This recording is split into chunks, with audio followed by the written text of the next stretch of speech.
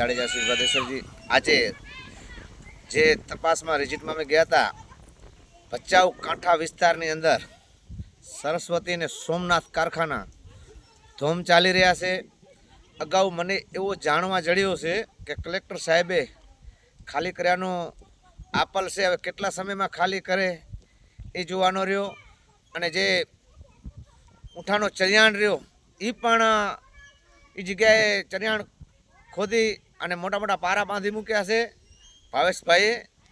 અને વિદેશોથી જે પક્ષી એની અંદર આવતા હોય છે, પણ આના રાત દિવસ સાધનો ચાલુ જ છે. હજી પણ ખાલી કરવામાં નથી આવ્યો. જો ખાલી કરવામાં નહીં આવે તો 1 મહિનાની અંદર જો નહીં કરવામાં આવે તો આંદોલન કરવામાં આવશે.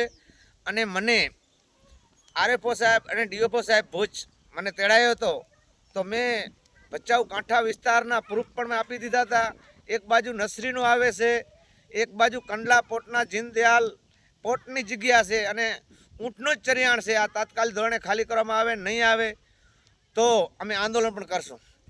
જે ભચાઉ કાંઠામાં હડથલ ત્રાવથી કરી અને પીરની દરગાહ સુધી જેટલો દબાણ રહ્યો એ બાબુ ભીમા ભાવેશભાઈ આ લોકોનો છે.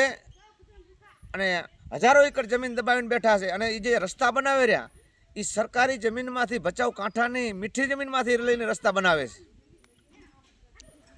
જે આ બાબતે જો ખાલી કરવામાં નહીં આવે ટૂંક સમયની અંદર તો ઉગ્ર આંદોલન કરશું. એની તમામ જવાબદારી આ અધિકારીઓની રહેશે, ખાસ કરીને ડીઓપો સાહેબ, આરએફઓ સાહેબ, કચ્છ કલેક્ટર, પ્રાંત સાહેબ અને જીનદયાલ કંડલા પોર્ટવાળાની. અને જે આ કંડલા પોર્ટની જે ભચાઉ કાંઠા વિસ્તારની અંદર જે મોટી ફેક્ટરી બની એમાં મંજૂરી કેની છે? બાપભાઈની છે એવી મેં વાત સાંભળી છે. હજારો રૂપિયા લીટરની છે, પણ એમાં મંજૂરી કંડલા પોર્ટવાળે આપી છે, કોઈ અધિકારીએ આપી છે કે કોઈ રાજનીતિએ આપી છે? આની ખરી તપાસ થાય એવી અમારી માંગ છે.